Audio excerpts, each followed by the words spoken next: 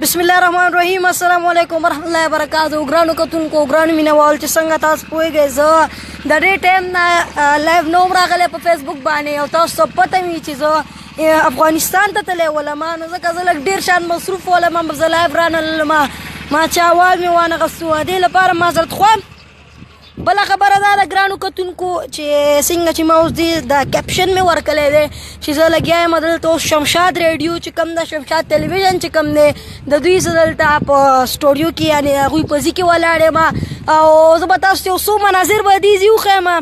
چې څنګه یعنې دا ځایان یې څنګه جوړ کړي ماشاءالله تاسو کتی شئ زمونږ یعنې ډېر داسې هسټوریکل شیزان دلته پراته دي هلته زمونږ دا کوم چې ګاډي دي بیا خو عمر میوزیم دی خو چې کوم په ما باندې ډېر ښه ولګېدو هغه دا ولو چې دا کوم هلیکاپټر یې تاسو چې ګورئ دا ځایان ګورئ دا ټول یو د محسوس مقصد لپاره یعنې پرپز لپاره استعمالیږي نو ځکه موږ دلته چې کوم دا راوړله نو موږ به اوس دی خوا زه به لاړ شم وختي هلته رالم دلته دوی مشر سره میلاو شولم او چې دا مې وکتو نو یعنې د بار نه دا خو ښکارېدو یو دغه دا څه ورته وایي هلیکاپټر ښکارېدلو یو جهاز ښکارېدلو هوایي جهاز ښکارېدلو خو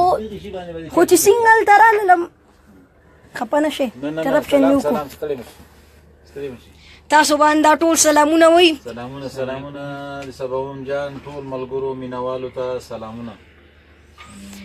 ګرانو کتونکو تاسو به دلته اوس حیرانه شوي ځکه ما د بار نه مې تاسو ته مې دا وښودل چې دا خو یو هلیکاپټر دی همدا زه هم پهله ټایم باندې شولم چې را دننه شولم په لومړی ځل باندې خو اوس چې څنګه مې هلته وکتل نو دلته چې تاسو دا کمپیوټر یې څنګه وکتې هر څه مو کتل دا اصل کې یو نټ کیفې ده دا نټ کیفې ده او دا کوم چې جاز دلته دی نو دا چې کوم دا جاز دی دا د مخکې نه یعنې استعمال شوی دی او دا اوس کار به کوي زما په خیال نه هغې نه ډسفنکشنل ښه ډسفنکشنل دی نور خو اصلي دی که نه نور اوریجنل دی ګرانو او دا چېرته استعمال شوی ولو دا د هغې کې د څه ورته وایي رشین د خوا نه استعمال شوی په افغانستان په دې جګړه کې د روسانو د خوا نه بیا د هغې نه وروسته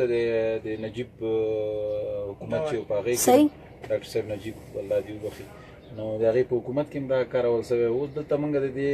د خپل ملي اساسي په توګه باندې ماشاءالله چې د موږ راتلونکي ځوانان ستاسو غوندې زموږ راتلونکي چې دي دوی وپوهېږي چې افغانستان د کوم حالاتو څخه تېر شوی ده په کوم مشکلاتو ستونزو سره لاس و ګرېوان تر څو د تاریخ نه زده کړه وکړي چې هغه شی چې څه کېدلی شي چې افغانستان ته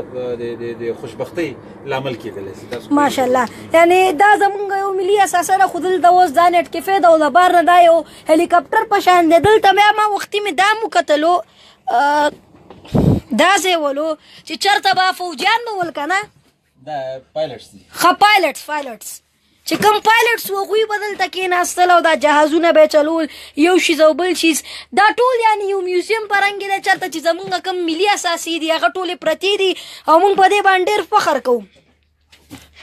او زما په خیال ګرانو کتونکو چې بس دا وخت دی یعنې دا نور جهازونه چې ما تاسو ته وښودل دا کزینه دا ټول یعنې استعمال شوي خو په جنګ کې ولم